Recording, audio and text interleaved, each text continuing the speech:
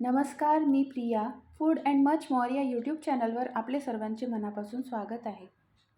आपण आज घरच्या घरी बुंदी रायता कसं बनवायचं ते बघणार आहोत. बुंदी रायता पुलाव, बिर्याणी यांच्याबरोबर अप्रतिम लागते. एका तडका पॅनमध्ये एक मोठा चमचा तेल घालून घ्यायचं.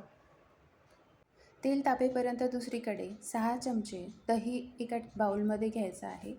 तेल तापल्यानंतर यामध्ये 1 चम्मच जिरे, मोहरी, हिंग आणि कढीपत्ता टाकून तडका बनवून घ्यायचा आहे. त्याचसोबत हिरवी मिरची आणि